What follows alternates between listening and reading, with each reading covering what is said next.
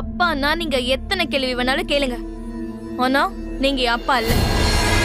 ஏய் திவ்யா, உன் புருஷன் தாமா சொன்னாரு காவியா தான் என் பொண்ணுன்னு. அதுவும் உன் முன்னால தானே சொன்னாரு. எப்போ ஒரு வாயில இருந்து அந்த வார்த்தை வந்துச்சோ அப்பவே நான் அவர் பொண்ணு இல்லைன்னு ஆயிடுச்சு. என்னை பொறுத்த வரைக்கும் நான் யாரும் நீங்க யாரும் உங்களுக்கும் எனக்கும் எந்த சம்பந்தமும் கிடையாது. அதனால நான் எங்க போறேன் வரேன் எங்க தெரியுறேன் இந்த மாதிரி கேள்வி கேட்க யாருக்கும் உரிமை கிடையாது. நீ இப்படி அடாவடியா 1000 சொன்னாலும் நீயும் என் பொண்ணுதான். அது என்னைக்கும் மாறாது. பொண்ணுன்னு உங்க உதடுதான் சொல்லுதே தவிர உங்க உள்ள சொல்லல. வேணாப்பா, இந்த விளையாட்டுக்கே நான் வரல. இன்னைக்கு பொண்ணும்பீங்க நாளைக்கு இல்லம்பீங்க. இன்னொரு தடவை உங்களை நம்பி நான் ஏமாற தயாரா இல்ல. வேணா திவ்யா, இப்படி கண்டபடி பேசி பொறுப்பு இல்லாம ஊர் சுத்திக்கிட்டு இருந்தா அதுக்கப்புறம் நம்ம குடும்பம் மனம் சந்தி சிரிச்சிரும்.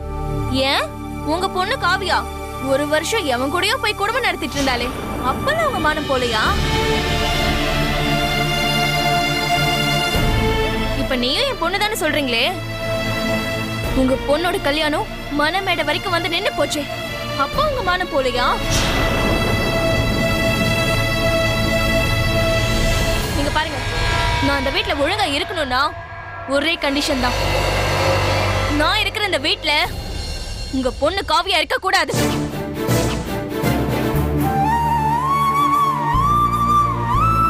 இந்த நிமிஷமே அவ வீட்டை விட்டு வெளியே போகணும். அவ போக மாட்டானா அப்ப நான் இப்படிதான் தெரியுவேன். நேரம் கிட்ட நேரத்துல வருவன் தான் போவன் தான். திவ்யா, இப்ப ஏன் கத்திட்டு இருக்கீங்க? என்ன கழுத்து பிடிச்சு அப்படியே வீட்டை விட்டு வெளியில தள்ளணும்னு கோவமா வருமே. என்ன வெட்டி கொள்ளணும்னு ஆத்திரம் கூட வருமே உங்களுக்கு. அப்புறம் பேசாம இருக்கீங்க? Come on, to it. இப்பவே இந்த நிமிஷமே என்ன கழுத்து பிடிச்சு வெளியே தள்ளுங்க. நானும் தயாரா தான் இருக்கேன்.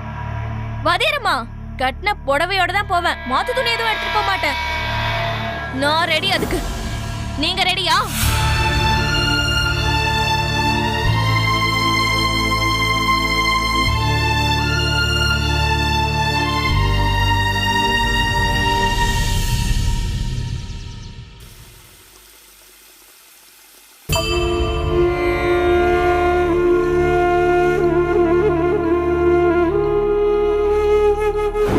சாபம் உன் புருஷ வீட்டுக்காரங்க மேல முன்னோர்களின் சாபம்.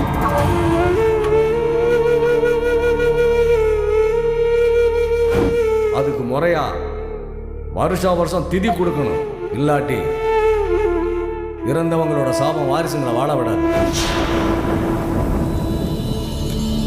என்ன இந்த பொண்ணு இப்படி நிக்கிறா?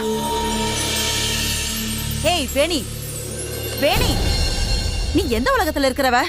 அடுப்புல பால் பொங்குறது தெரியல, குழால தண்ணி போயிட்டு இருக்கிறது தெரியல. அப்படி என்னடி பகல் கனவு காண்றவ?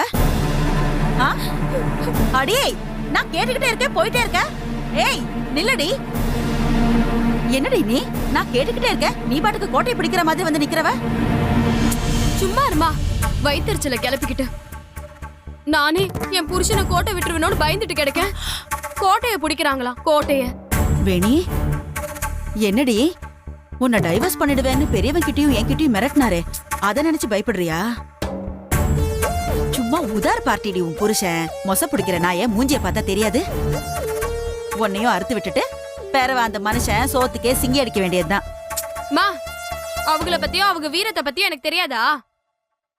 அவங்க ஏதோ ஆத்திரத்துல ஒலறிட்டாக. இந்நேரம் அவங்களே மறந்துருப்பாங்க போல இருக்கு. நீ போய் எடுத்து ஞாபகப்படுத்துவ போல. இம்புட்டு தைரியமா பேசுறவ பெறவே எப்படி உன் புருஷனை கோட்டை விட்டுருவேன்னு பயப்படுறவ? அந்த குருநாதர் சாமி கோவில்ல குறி சொன்னா நீ பயப்பட மாட்டியா? என்னடி சொல்றவ? குருநாதர் சாமி கோயிலுக்கு குறி கேட்க போனியா? இந்தா, நான் ஒன்னும் குறி கேட்கலாம் போல. நான் ஏதோ சும்மா சாமியை கும்பிட்டு வரலான்னு போனேன். குறி சொல்ற பக்கமே நான் போலமா. நான் பாட்டுக்கு சிவனேன்னு சாமியை கும்பிட்டுட்டு கிடந்தேன். திடீர்னு அந்த குறிக்காரரு, இந்தா அந்த பொண்ண கூப்பிடு, ஏ வேணி இங்க வா உன்னதான் அப்படின்னு பேரை சொல்லி கூப்பிட்டுச்சு. அப்புறமா பக்கத்துல போன, திடீர்னு உன் புருஷன் வேணாமான்னு கேக்குது. எனக்கு எப்படி இருந்திருக்கும் நீயே சொல்லு. அந்த சாமி அப்படி என்னதாடி சொன்னாவ? ஏதோ பித்ருகளுக்கு முறையா செய்ய வேண்டிய சடங்கு சம்பிரதாயம் எல்லாம் செய்யலையா. அந்த குடும்பம் எதுவும் சரியா செய்யாம அந்த குடும்பத்துக்கு தீராத சாபம் புடிச்சிருச்சான்.